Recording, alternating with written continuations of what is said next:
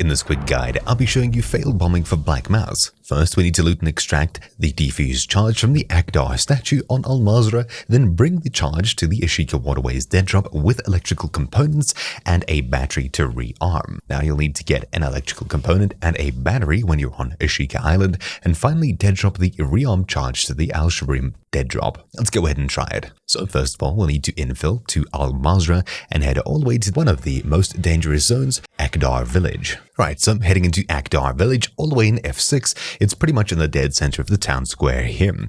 So we'll need to find a vehicle nearby and go for it. So we'll enter the main area here, though do keep in mind there will be fully armored level 3 guards in the area. Okay, so clearing out this area, we're now in the dead center of Ahkdar village. We'll need to scale this statue here and pick up the disarmed charge. Now, all we need to do is extract from this map using an exfil.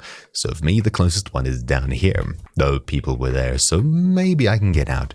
Maybe not. If not, we'll have to come back. And there we go. Now we just need to infill in Ashika Island and drop it off. So let's head into the Ashika Island map. Just make sure you keep the item on you. Now when you get there, you'll need to look for electrical components and a battery. So you'll need to search through computers and things like that. You can find these in gas stations, convenience stores, market area, etc. Just a quick note, you'll need the small battery rather than the car battery.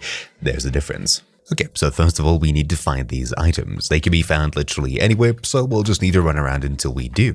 Around the market area or town center is usually a good place to search, but it is always populated with players. Right, there we go. Here's a battery inside a toolbox, so I'll grab this from the gas station. 4 player kills later, there's a box here with electrical components in it. So we'll grab this, and now all we need to do is head to the dead drop. So we essentially need to head under the Tsuki Castle Fortress here, where there'll be a dead drop, where we should drop the items off. Then after that we will need to extract. Right, so with electrical components, the disarmed charge and a battery, we'll head straight for the zip line here. That should take us to the underground. The zip line I'm using is the spot here, but there is another zip line next to the Tsuki Castle entrance. It's a bit more dangerous to go in there though, so I'll enter here for now. Just keep in mind that there are juggernauts roaming the underground here, and of course they are very angry, such as this one here. That one was easy. Anyways, they're usually more difficult than that.